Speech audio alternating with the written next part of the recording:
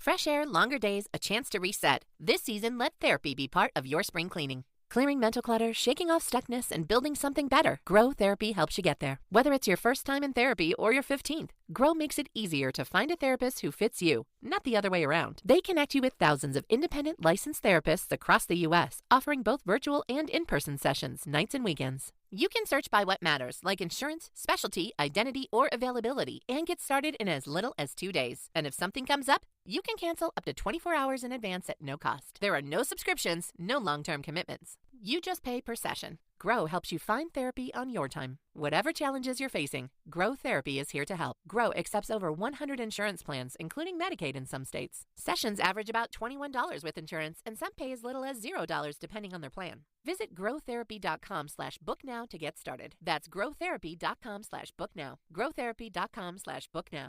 Availability and coverage vary by state and insurance plan. Welcome to the Medical Nursing Podcast, the go-to show for vet nurses and technicians passionate about internal medicine.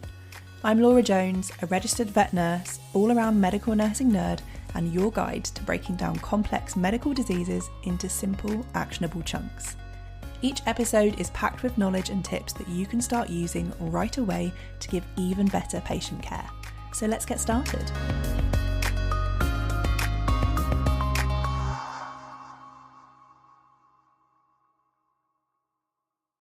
Hello and welcome back to the podcast, or welcome if you are tuning in for the first time today. I am so grateful that you have chosen to learn with me. You are listening to episode 109 of the Medical Nursing Podcast, where we chat all things internal medicine and how vet nurses can use more of our skills with these often challenging patients. In this episode, we are chatting about something that every single one of us deals with, whether we're working in general practice, referral practice, or out of hours, and that is chronic kidney disease. CKD is one of the most commonly diagnosed conditions, particularly in our senior patients in both dogs and cats. And despite how often we see this disease, our role as nurses in caring for these patients is often still quite limited. And there is still a big disconnect in between how we treat these patients in practice and what the evidence suggests to us about their management. Today, I am bringing you an evidence-based overview of chronic kidney disease, focusing on the International Renal Interest Society, or IRIS, guidelines on its management. We'll explore why CKD is so hard to diagnose early and why it's so important that we do. And alongside this, we'll also discuss how we can use things like staging to plan both effective treatment and nursing care for our patients, so that you can spend less time feeling like you're just sitting watching CKD patients sit on fluids, and more time feeling like you are truly using your skills and advocating for your patients. So let's waste no time and get straight into it. So we're going to start with what chronic kidney disease is, why it's hard to spot early, and why detecting it early is just so important. Now, that being said, I am not going to dive into all the ins and outs of chronic kidney disease here, because this episode is focused primarily on how we treat and nurse these patients. That being said, I do firmly believe that part of nursing is understanding how the diseases that we see impact our patients. So we will briefly recap the most important aspects of chronic kidney disease. I've actually covered CKD here already as part of our renal and urinary series all the way back in episode number 12, which is nearly 100 episodes ago. And I just checked the dates when I was looking for the episode number, and it was March 2024, so over 2 years ago at the time of recording this episode. So if you haven't listened to that episode, I would really recommend heading there after this and listening to that to get the full lowdown on chronic kidney disease. But in the meantime, here is the Cliff Notes version for you. So CKD is the most common form of renal disease that we see, and it is defined as a gradual, progressive and irreversible loss of renal function. It occurs due to many different causes, some of which we can identify quite easily, like polycystic kidney disease, for example, in predisposed breeds like our Persian cats, but most cases are idiopathic. Regardless of the cause of CKD, the impact on our patient is the same. As more and more nephrons, which are the functional units of our kidneys, which are responsible for doing things like filtering blood, excreting waste and reabsorbing water, as those nephrons stop working, our patients lose the ability to regulate things like their hydration, their electrolyte balance, and their acid-base balance. And on top of this, metabolic waste products accumulate within the body because the kidneys can't clear those effectively. Since the kidneys are also responsible for other things like blood pressure management, red blood cell level, and calcium and phosphate balance alongside other body systems, we can also see significant consequences, including systemic hypertension, chronic anemia, and metabolic bone disease in patients with CKD. Our patients typically present with varied degrees of dehydration, hypokalemia, and metabolic acidosis. And alongside this, increasing levels of nitrogenous waste like BUN and creatinine will make our patients feel systemically unwell, causing things like nausea, vomiting, and inappetence. And of course, where we have those, that compounds things like dehydration even further. So that's a very top-level overview of chronic kidney disease, but why is detecting it early so important? Well, as we've just said, CKD is a progressive, irreversible condition. And this means that nephron loss will continue and the disease will therefore continue to progress until quality of life is significantly impaired. We can't reverse the disease, but we can slow it down and manage its consequences, and that will improve quality of life for our patients. And the more time we have to do this, the better that quality of life is going to be. So this is where early detection comes in, and it's also where newer diagnostic tests like SDMA have made a huge impact and huge difference to these patients. By the time a patient develops the classic clinical signs of chronic kidney disease, so the inappetence, the weight loss, the vomiting, the PUPD, they will already have lost a significant amount of renal function. In fact, by the time their urine-specific gravity drops below normal, they'll have lost around 2/3 of their renal function. And when that creatinine level increases above the normal range, they've lost about 75% of renal function. Now, this isn't because we're doing anything wrong, it's just how the kidneys work. Our kidneys have an extraordinary ability to compensate for nephron loss. So what will happen is as more nephrons are lost, the remaining functional nephrons will hypertrophy and they will increase their workload to maintain overall kidney function.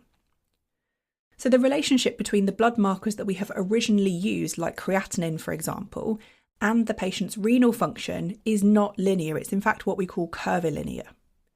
In English, this means that a substantial amount of renal function has to be lost before the patient's creatinine will increase.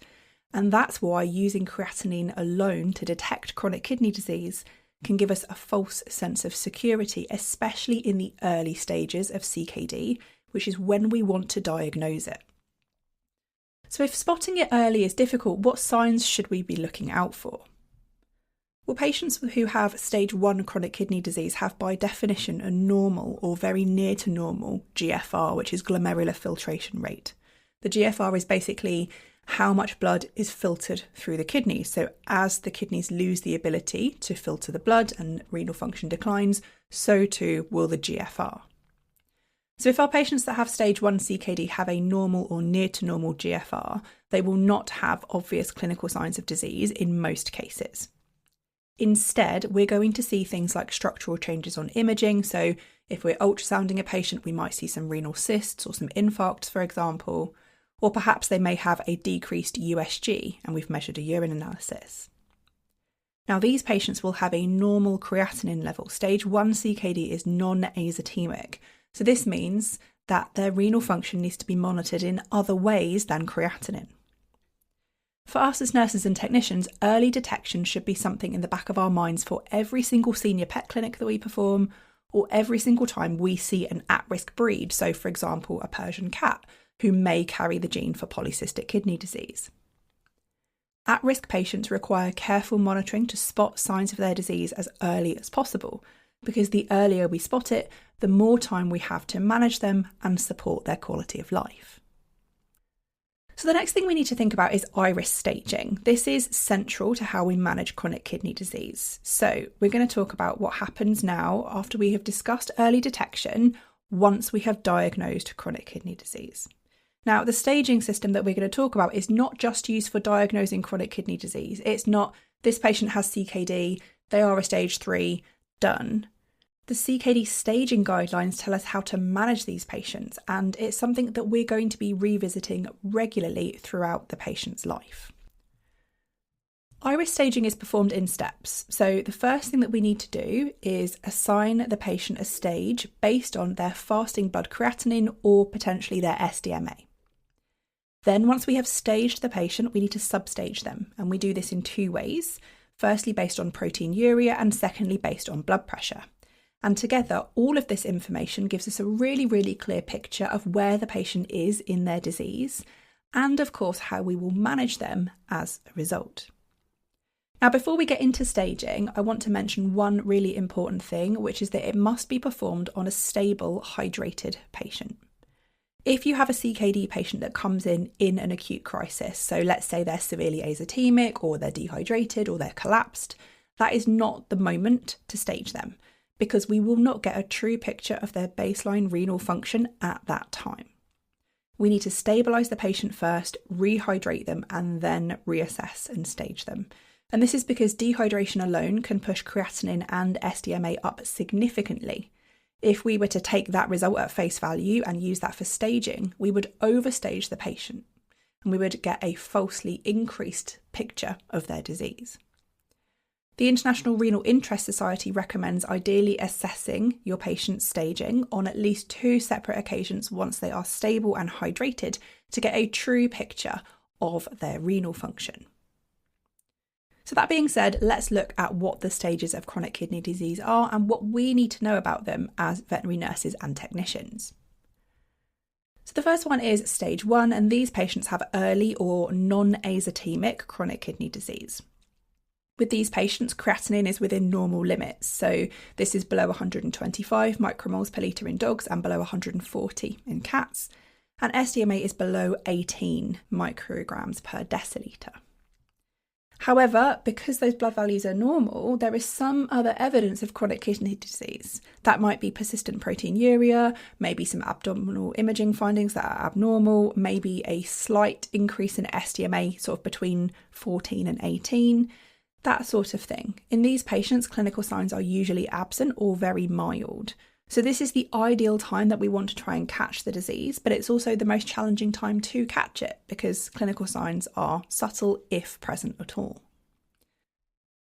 Stage 2 patients have mildly azotemic CKD. So in these patients, we start to see mild signs of the disease and mild blood work changes. In dogs, creatinine will be between 125 and 250 micromoles per litre, in cats between 140 and 250. And the SDMA will be somewhere between 18 and 35. In these patients, again, clinical signs are usually still mild, or they may be absent in some cases, but patients will require increasing treatment and monitoring. Then we move on to stage 3. So these patients have moderate azotemia. Dogs and cats both fall in the 251 to 440 micromoles per litre range for creatinine. And SDMA is between 36 and 54 in dogs and 26 and 38 in cats. By the time our patients present in stage 3, they are more likely to have more obvious clinical signs with things like PUPD, weight loss and reduced appetite very common. And these patients will have more pronounced treatment and nursing needs, including often periods of hospitalisation. Then we have stage 4. And by the time our patients reach stage 4, they have severe CKD and severe azotemia. The creatinine in these guys is above 440, and the SDMA is above 54 in dogs and above 38 in cats.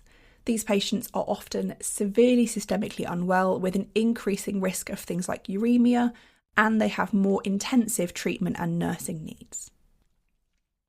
So I have just listed a whole load of numbers off at you, talking about SDMA and creatinine in all of these guys. But one thing I do want to touch on is when we use creatinine for staging and when we use SDMA, because it can cause some confusion. So SDMA is symmetric dimethyl arginine, and it's a breakdown product of proteins that are released from all nucleated cells in the body. Unlike creatinine, SDMA is not significantly affected by muscle mass. So that's very helpful in patients that are losing muscle mass or losing lean body condition as a result of their disease, which we often see, particularly in the later stages of CKD. The other reason that SDMA is good is because it detects reductions in GFR earlier than creatinine, with research suggesting that it can detect reductions in as little as kind of 20 to 40% of kidney function. For this reason, it's a great test for early detection, but it can also be challenging to interpret, particularly if your creatinine and your SDMA results don't correlate with each other. For example, sometimes you may have a patient where creatinine is within the normal range, but SDMA is elevated, or vice versa.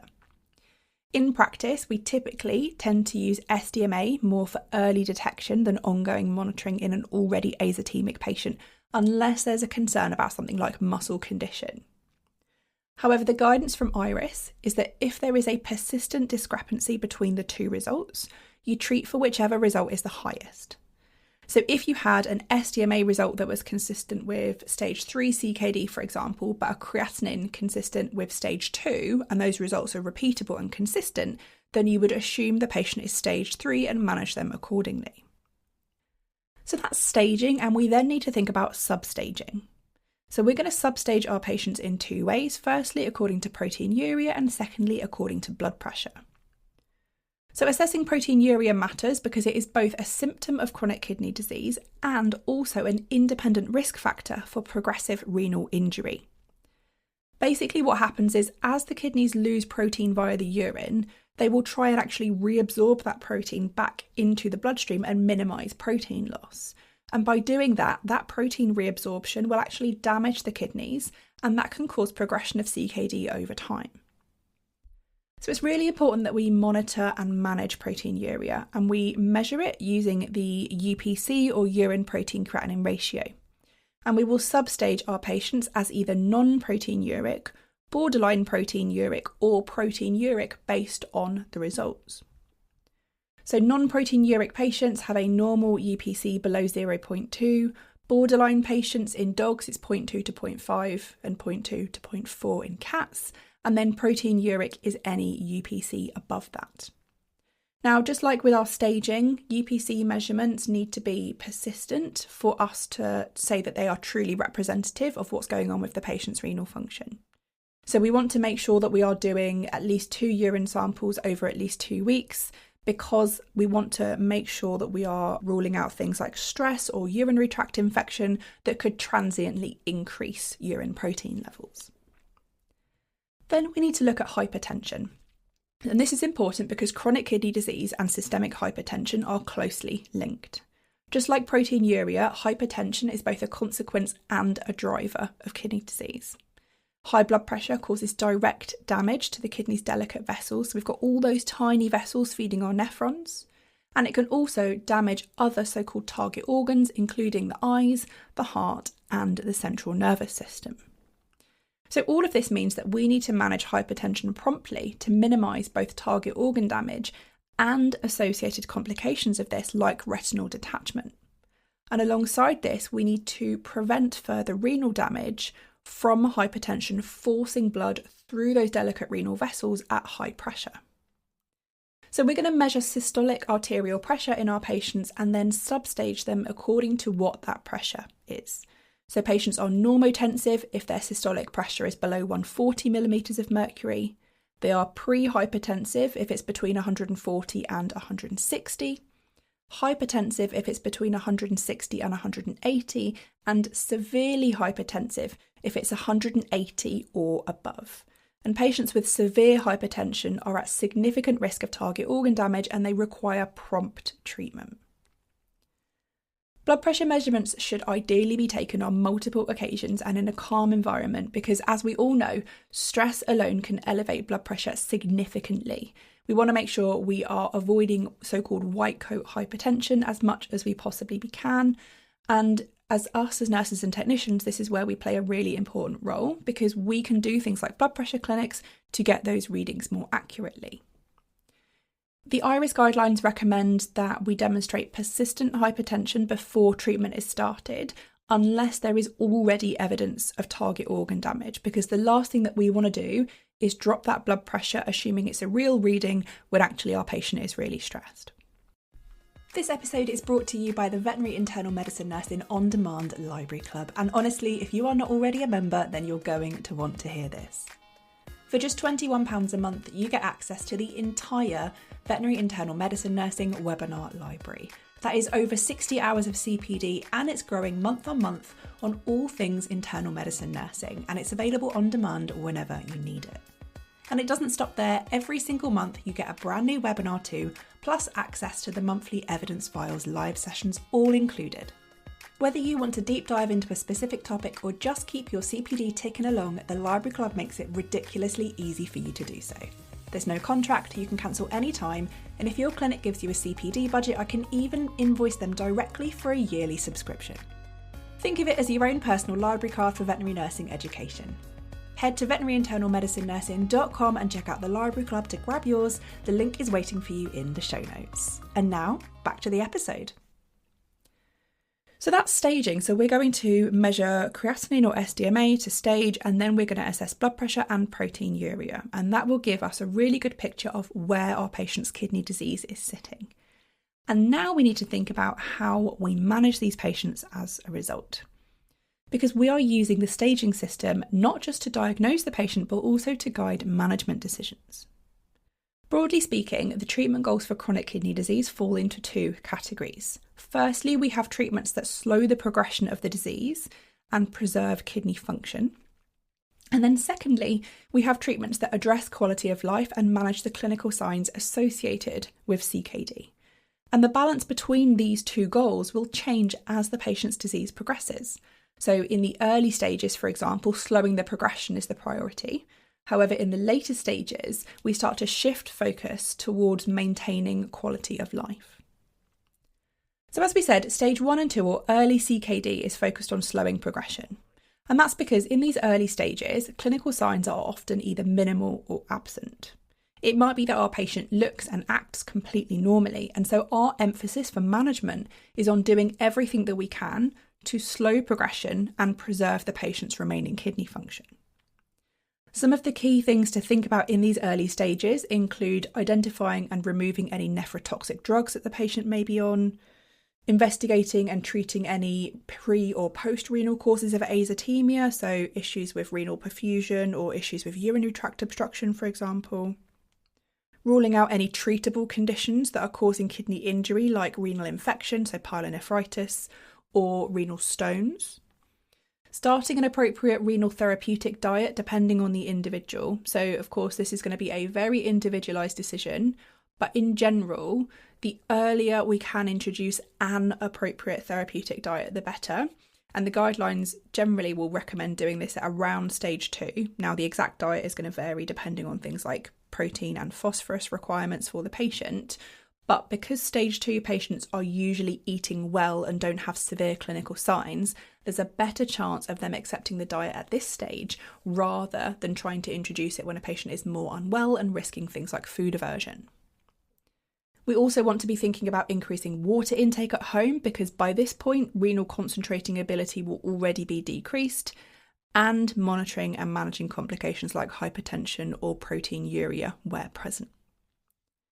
As our patients progress into stage 3 and 4, their clinical signs are more obvious and they include more marked extrarenal signs like nausea, vomiting and inappetence. And of course, alongside this, these patients are going to present to us with more intensive nursing needs and hospitalisation often required. In stage 3 CKD, we see quite a wide variety in the severity of disease. Some patients will have minimal signs, whereas others will be much more visibly unwell. We may have a patient who's early stage 3, who's just slightly thinner and drinking a little bit more, whereas a later stage 3 patient is often nauseated with more marked weight loss and issues with things like muscle condition as well. By stage 4, most patients have significant extrarenal clinical signs and quality of life management here is the real priority. That being said, the IRIS guidelines are very clear that we're not going to abandon slowing the progression of disease altogether at that stage, but we need to balance slowing progression with symptomatic management because quality of life is the goal. So for us as nurses and technicians, for these late stage CKD patients, our priorities include things like maintaining hydration and monitoring fluid balance, managing nausea, vomiting and inappetence, ensuring an appropriate long-term diet is used at home, but not while the patient is hospitalised or inappetence because we don't want to cause food aversion, managing things like hypokalemia where present, And if our patient has things like anemia of chronic disease because the kidneys lose the ability to improve red blood cell lifespan and turnover, then we may need to treat that as well. Alongside this, regardless of the patient's chronic kidney disease stage, if things like hypertension and proteinuria are present, we need to treat those. So looking first at blood pressure, the target systolic pressure for CKD patients is below 160 millimetres of mercury to minimise the risk of target organ damage. For hypertensive or severely hypertensive patients, the vets will initiate treatment with antihypertensives like amlodipine, for example. And for us as nurses and technicians, our role is in measurement, monitoring and early detection of complications. So when we are monitoring patients who are receiving these treatments, we need to be watching out for things like changes in blood pressure. We definitely don't want hypotension because this is going to impact renal blood flow. We want to monitor for increases in creatinine after starting these treatments. A small increase can be considered normal, but if we have a marked increase, we need to flag this with the vet because that might mean we need to stop treatment. We also want to be looking out for signs of hypertensive ocular damage or central nervous system signs because we can see this as a result of sustained or significant hypertension. Hypertensive patients require close monitoring long term, so at least every 3 months once stable. We're likely to be doing this anyway in these patients because of their CKD. So these CKD patients, especially the ones with hypertension, are ones we're going to be seeing regularly and building a relationship with over time. And this is something we are ideally placed to do as nurses and technicians.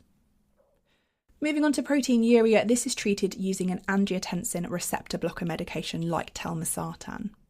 These drugs should not be started in dehydrated or hypovolemic patients because they work by controlling renal blood flow.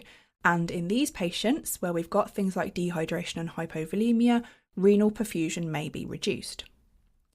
Because these drugs rely on good renal perfusion to work safely, in a dehydrated patient, they can decrease glomerular filtration rate and impair renal function. And this is important to think about not just when we are starting patients on these drugs, but also if you have a patient receiving medication at home who comes in unwell with significant dehydration or hypovolemia, and they are on these medications, we need to flag this to the vets because we're probably going to have to stop treatment until the patient is rehydrated, stabilised and improved, and then the vet can consider when is the appropriate time to restart it. Monitoring response to treatment for these guys involves serial measurements of UPCR, which we're going to often combine with blood work when we are restaging these patients to check things like their renal parameters. So that's treatment, but what does all of this mean for us as nurses and technicians? So before we finish the episode out today, I really want to take some time and talk about what all of this means for us, because whilst yes, most of this staging information is what our vets will be focusing on, there is no reason why we can't use this information to plan and deliver nursing care. And this is genuinely really important because CKD is a condition that demonstrates the value that we bring as nurses and technicians over time. And what I mean by that is these patients are not just with us for a single period of hospitalisation. They are with us for months or hopefully for years. We see them coming in for bloods, their blood pressure checks, restaging reviews. Maybe the client comes in to pick up some more renal diet. Maybe the patient needs to come in every now and then for some subcut fluids and everything in between. And because of that, we have a unique opportunity to build real relationships with both these patients and their families. And we can use that to notice subtle changes that might otherwise be missed. We're really good at noticing the cat who's lost another 100 grams since last month, for example, or the dog whose caregiver mentions that he's a bit less keen to eat all of his food at the moment, or the cat whose skin tint is a bit more pronounced today. These things and so many more are why all of us should be doing a lot more long-term nursing with our renal patients. But what does this nursing look like? Before we close the episode out today, I want to leave you with a very practical list of things to take away from everything that we have discussed and use with your own kidney disease patients. And you'll find a written version of this as well on the website where the show notes are, and the link to that will be in the description box below this episode. So here's exactly what to think about whether you are managing this patient in the hospital or as an outpatient. First up, blood pressure. Accurate and consistent blood pressure measurement using consistent technique, appropriate cuff size, and minimising stress is really important. Then we've got urine sample collection. So making sure that the method we are using for urine analysis is appropriate for what we are monitoring, making sure we are processing the samples promptly and labelling them accurately. And this is especially important for things like UPCR measurement, because often with our proteinuric patients, we will sometimes pool samples together over multiple days. We need to think about weight and body condition scoring, also muscle condition scoring, because we know that CKD causes muscle wasting. Food intake monitoring both in the hospital and at home, hydration assessments, fluid therapy management in the hospital, so making sure the rates are appropriate and we're monitoring for overload or signs of ongoing increased losses in hospital. Medication administration, that's both in the hospital and at home. So in hospital, considering our supportive treatments alongside treatment for things like proteinuria and hypertension long term, and making sure at home that any medication we're expecting our clients to give, they can get in easily.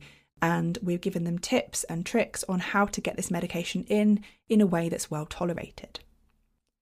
Also, electrolyte awareness. Hypokalemia, for example, is really common in our CKD patients. So monitoring patients for signs of things like muscle weakness and alerting the vet to any changes. In hospital, we will often have to supplement fluid therapy, and potassium levels will need to be monitored frequently. And then also client communication and education is really important too. This might include things like how to introduce a renal diet, how to increase water intake, what to look out for at home, or when to call or come back in. And then alongside all of that, there's the softer side of it.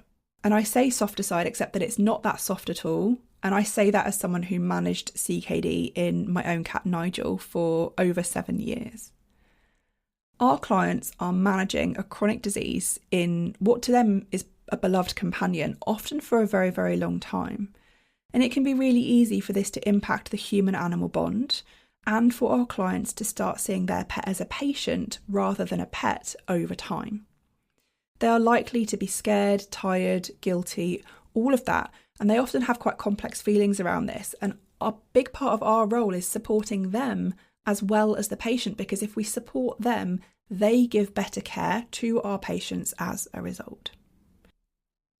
We can't cure CKD, but we can make an enormous difference to how supported our clients and our patients feel, and also to the quality of life for both them and their pets. And this is a huge area of potential for us to do more as nurses and technicians. So to close the episode out today, CKD is a complex progressive disease that we can't cure, but we can manage. And we make a real difference to quality of life for these patients through careful management. The IRIS staging system gives us a really clear framework for doing this.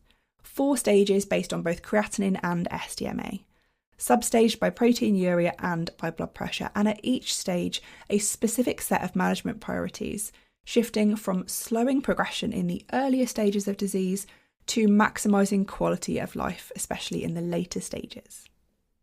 The final points that I want to leave you with today are CKD is often already advanced by the time we see obvious clinical signs, and that's why serial monitoring and early detection matter so much. Staging needs to be done on a stable, hydrated patient, not when they first come in with anorexia or dehydration. SDMA measurement is not a replacement for creatinine. The tests tell us different things, and generally SDMA is used for early detection, more for ongoing monitoring. Proteinuria and blood pressure substaging are vital in every single CKD patient. Even if the blood pressure is normal, document a baseline value and monitor trends. A therapeutic renal diet is a treatment in itself, and introducing it before inappetence develops gives us the best chance of getting that patient eating it reliably. Take care with antihypertensive medications or proteinuria treatments in unwell patients. Anytime renal perfusion is a concern, we need to be mindful of avoiding those drugs. And lastly, our role shifts from support and slowing progression in early stages of disease to more intensive symptomatic nursing and client support in later stages. But despite that, through it all, no matter the stage, our role as nurses and technicians is absolutely vital and it cannot be overlooked. So that is everything that I have for you for this week's episode on managing CKD confidently the evidence-based way. I hope that this has been a helpful refresher of chronic kidney disease and has given you some great food for thought on how you can do more with your CKD patients, both in the hospital and long term. As always, if you have found the episode helpful today, I would love to hear about it. Please do consider leaving a rating or review on the podcast player app you are listening to me on right now. I'm on a mission this year to reach 100 Spotify reviews by the end of 2026. I'm at, I think, 85 at the moment as I record this. So I would love it if you could go and leave me a little 5-star rating and help me achieve that goal. I would really appreciate it. And also pop me a message on Instagram. Let me know what you are doing with your CKD patients at the moment, what you would like to be doing, and what skills you would love to use with them. Thank you so much once again for listening and choosing to learn with me for another week. And I look forward to speaking to you very, very soon in a future episode. Bye.